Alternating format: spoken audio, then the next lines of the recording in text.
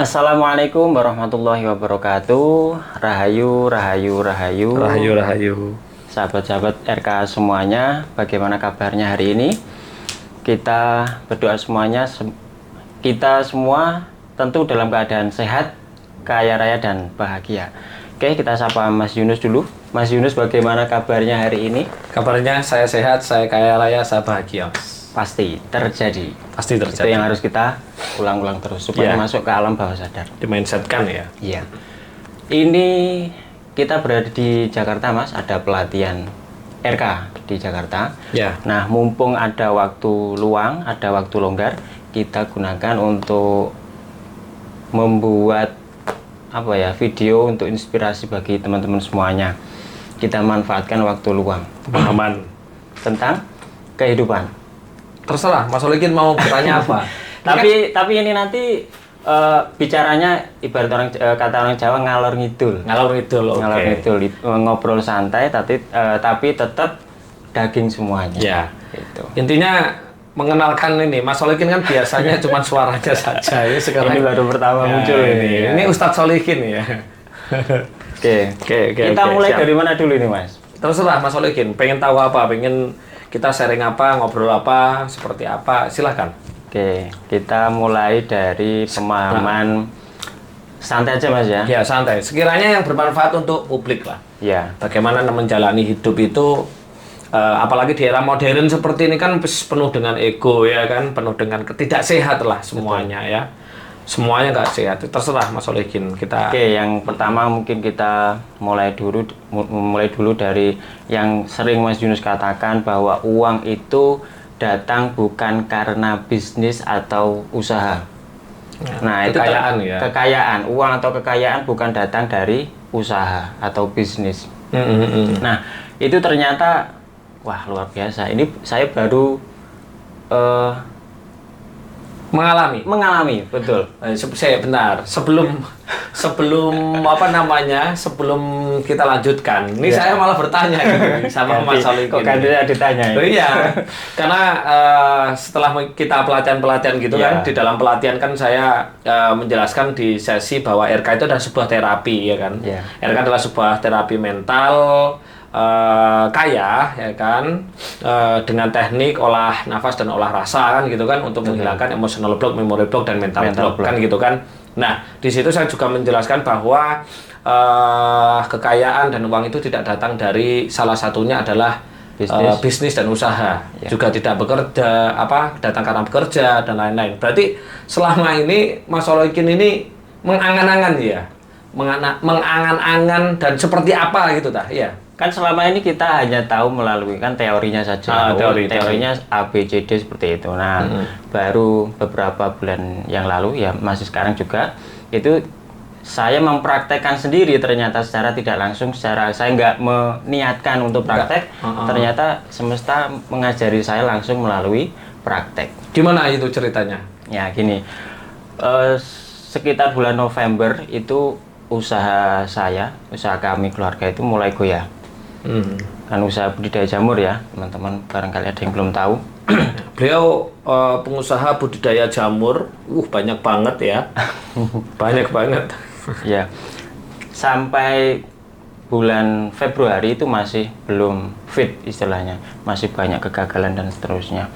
Saya awalnya mikir, wah ini gimana, wong punya tanggungan bayar ini dan lain-lain sebagainya, kok usahanya masih belum, cash flow-nya itu belum lancar gitu. Awalnya saya mengkhawatirkan, ternyata setelah saya jalani, ternyata kok ada saja uang di rekening itu ternyata tiap bulannya nambah ya 4 juta, 5 juta dan seterusnya gitu. Itu dari rekening pribadi atau sama istri juga? Beda? Saya sendiri. Oh benar, beda istri beda ya? Iya beda. Istri kan dari ngajar Mas ya. Beda sendiri ya. Setelah saya pikir-pikir, apa ini ya ternyata ya yang dikatakan Mas Yunus, usahanya nol, tidak ada kemasukan sama sekali ya, dari sisi-sisi lain nggak ada pemasukan ya? Iya, usahanya ada 3 itu nol semuanya loh, di freeze semuanya ini sama Tuhan kayaknya gitu ya. Oke. Tapi ternyata di rekening kok ada uang masuk terus gitu. Bahkan itu melebihi dari kegiatan usaha itu. Iya. Luar biasa. Itu kan luar biasa. Saya baru menyadari ya beberapa bulan ini, maksudnya akhir-akhir ini. Oh, mungkin seperti ini ya rasanya kebenarannya bahwa kekayaan uang itu sumbernya tidak hanya bukan dari usaha atau bisnis gitu maksudnya. Gitu. Kalau ilmu itu dipraktekkan langsung, itu betul-betul menancap dalam hati. Beda dengan ketika dikasih tahu saja, dengan teori saja itu beda. Seperti itu. Berarti sudah mengalami ya? Sudah mengalami. Dari sekitar 2 tahun pelatihan RK? Ya, setahun lebih lah. Setahun lebih. Baru oleh Tuhan atau oleh semesta benar-benar dibuktikan ya? Iya. Bahwa ternyata uang atau kebutuhan kita, kekayaan kita itu ternyata tidak datang dari bekerja saja ya. Iya. Nah, di situ sempat berpikir nggak bahwa ternyata alur sistem siklus semesta itu ternyata seperti itu, bahwa terus kolerasi dengan takdir dan lain itu nemu nggak? Itu kejadiannya kok uang masuk itu setelah saya pikir-pikir Mas, saya flashback. Ternyata setelah saya istilahnya apa? Nyerah. Oh iya, nyerah. Iya. Ketika jamurnya gagal kan saya masih pakai akal. Gimana? Pakai cara A, B, C, D. Ternyata gagal semuanya. Ya udah nyerah, gimana? Sekarangmu pasrah gitu. Nah, setelah itu malah datang itu uang datang itu seperti itu. Nah, padahal itu kan juga sesuai yang sudah saya jelaskan ketika sesi reprogramming alam bawah sadar ya, bahwa Tuhan itu menciptakan 2 macam otak kan, ada otak sadar dan otak alam bawah sadar kan. Itu sudah sering saya sampaikan, mungkin Pak Solikin, mungkin Ustadz Solikin ini juga belum ngeh ya. Hanya mendengarkan aja. Nah, di situ teman-teman bahwa saya menjelaskan bahwa sistem alam bawah sadar ini hari ini di modern ini itu kekuatan untuk menjadikan itu 90-95%. Makanya ketika orang dalam menjalani hidupnya menggunakan otak sadar, otak sadar itu kekuatannya hanya 10-5%. Makanya nggak heran tadi sampean ketika sebelum mentok, sebelum nyerah tadi ya kan, masih dipikir kan ini nanti gini. Dan itu pasti 99,99% pasti nol. Ya kan? Itu hakikatnya itu adalah bahwa orang yang hidupnya menggunakan pikiran sadar itu sebenarnya secara ilmu hakikat itu tidak boleh. Kenapa tidak boleh? Karena secara hakikat itu adalah mendikte Tuhan loh. Iya. Mendikte Tuhan. Berarti mendikte itu apa? Mendahului kehendaknya Tuhan kan gitu kan. Kan sudah dipasang. Nah, apa yang harus dilakukan? Yang dilakukan adalah kita memasang endingnya ke alam bawah sadar. Ending itu apa? Ending itu kan ya hasilnya kerja apa? Kan uang, hasilnya kerja kekayaan, kan gitu kan? Iya. Nah, tapi ada hal yang harus dilakukan dulu Mas itu. Ketika ada baik ketika usaha ataupun bukan yang ada masalah, satu harus menerima kenyataan, artinya oh ya usaha saya masih ada masalah, oke, saya terima. Menerima ya? Iya, harus. Saya sering ngomong menerima kan, tapi kan sampean nggak percaya. Bukan nggak percaya, kan itu masalah kan masih teori-teori saja. Ini kan setelah konsultasi kepada gurunya Ustadz Solikin, Pak Kiai Solikin ya, Pak Solikin ini ternyata karena apa? Konsultasi ya. Konsultasi malah disalahkan. Gimana itu ceritanya? Nah, saya datang ke Yai, ini saya punya masalah. Terus apa yang kamu lakukan? Saya menyendiri, merenung, mencari solusi, memikirkan apa solusi A, B, C-nya gimana.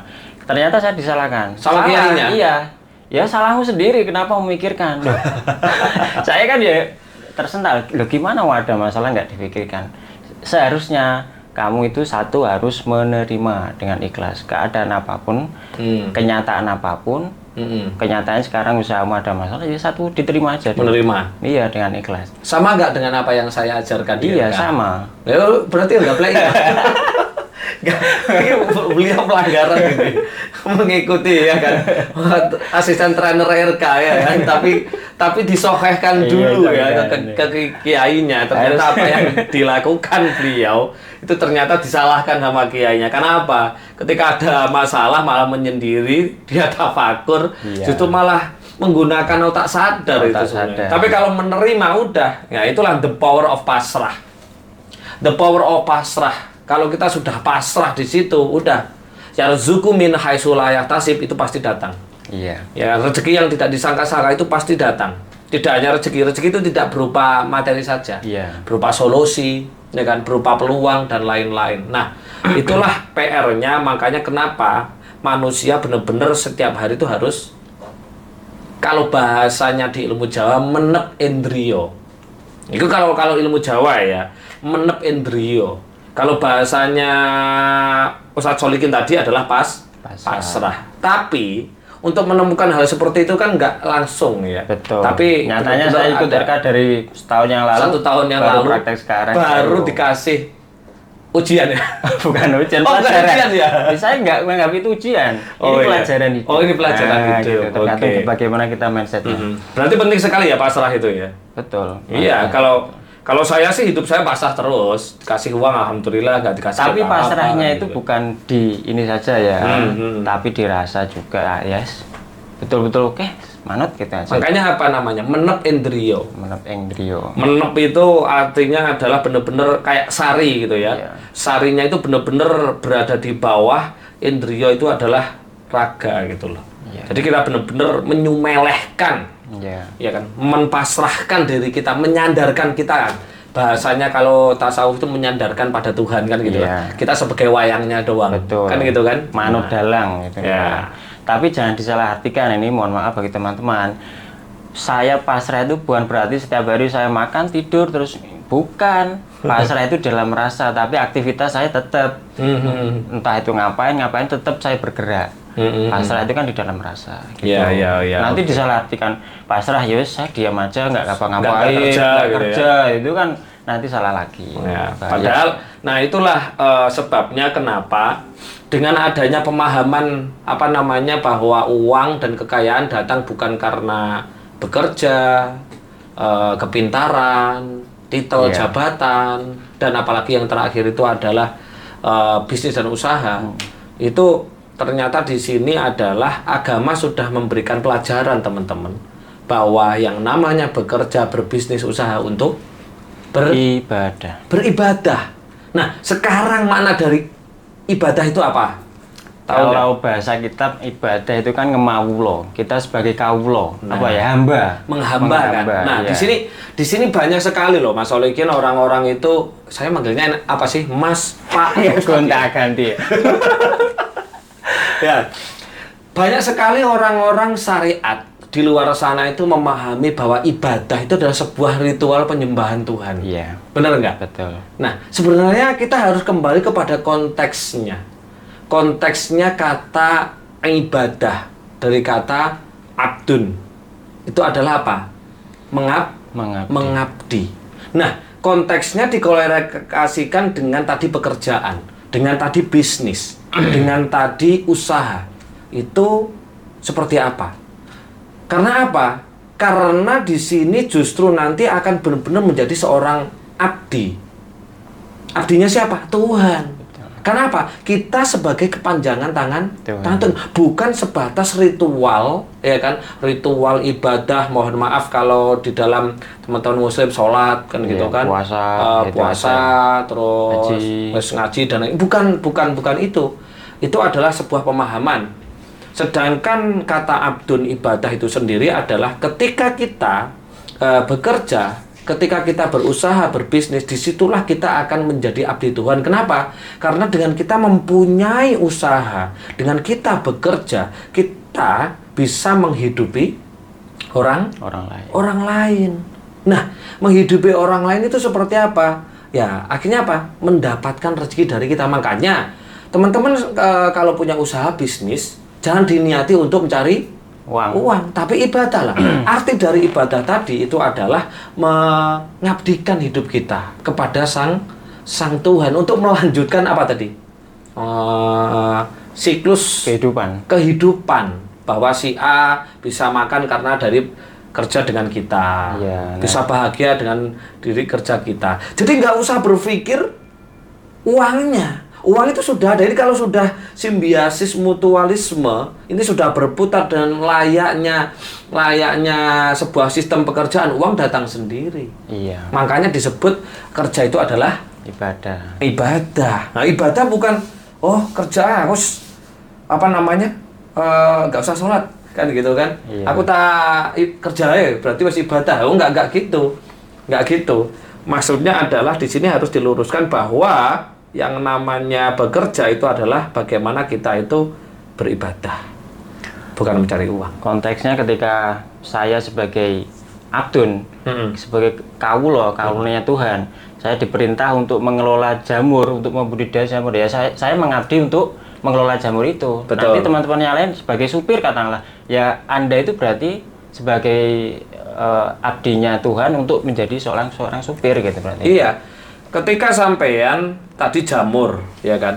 Lah jamur ini akhirnya dijual, dijual ke pasar. Dijual ke pasar. Nah, orang yang membeli jamur ini, teman-teman, dia diolah lagi, ya kan? Ketika diolah lagi, di sini akan dijual lagi. Di sini kan yang namanya simbiosis mutualisme atau apa namanya? Jadi rangkaian panjang. Ekonomi. Itulah makanya sebabnya bahwa yang namanya pekerjaan, bisnis, usaha itu adalah ibadah. Itulah kenapa ada kata-kata kita mengabdi kepada dan memberikan hidup kepada orang lain. Nah, hakikat hidup kan menghidupi, Mas ya. Hakikat hidup adalah menghidupi. Berputar terus. Jadi arti ibadah itu nggak sesempit yang selama ini kita bayangkan. Nggak sesempit itu. Bahkan yang paling sempit itu adalah ketika orang itu mempunyai masalah, mempunyai beban, atau mungkin juga hutang banyak. Karena memahami sebuah pelajaran agama itu sempit. Akhirnya memaknai seperti ini. Ada dalil wasta'inu bisabri wassalah. Benar nggak? Ya, mintalah pertolongan dengan sabar dan sholat. Nah, ini kalau dimaknai dengan sempit, akhirnya apa? Akhirnya hanya sabar saja, terus sholat yang model syariat tekstual, ya tetap masalahnya tetap banyak. Nggak akan selesai. Harusnya di sini kata-kata sabar, wasobri itu maknanya sabar kan, wasobri. Dan sholah maknanya apa? Baik. Berarti kita benar-benar kalau kita mau, ini kalau dikontekskan dengan kelakuan manusia, kalau kita benar-benar mau mendapatkan pertolongan Tuhan, kita harus benar-benar menjadi manusia sabar dan manusia baik. Karena sholat sebenarnya itu adalah sebuah laku untuk menjadikan karakter manusia menjadi baik. Makanya ketika manusia mampu menjalani sholat dengan baik dan sabar, aqimis sholah. Makanya kenapa di situ disebut aqimis sholah, mendirikan, nggak melakukan. Mendirikan itu berarti kan selamanya, toh? Bukan amili, Mas. Bukan amili. Kalau mendirikan berarti setiap detik, setiap menit, ya kan? Setiap apalagi? Ya setiap saat. Setiap saat sholat, gitu loh. Lah sholatnya bagaimana? Ya itu tadi, kata sholat itu maknanya apa? Sholat itu maknanya apa? Kebaikan. Nah itulah namanya ibadah. Nah sekarang konteks ibadah ditarik pada sebuah ritual ibadah. Nah kan gitu. Sholat itu katanya ibadah, ya kan? Puasa katanya ibadah. Nah, kembalikan lagi. Konteks sholat, ya kan? Konteks sholat di sini dimaknai sholat itu apa? Makanya kalau teman-teman mau mendapatkan pertolongan Tuhan, yaitu tadi dua, wasta'inu bis-sabri wassalah.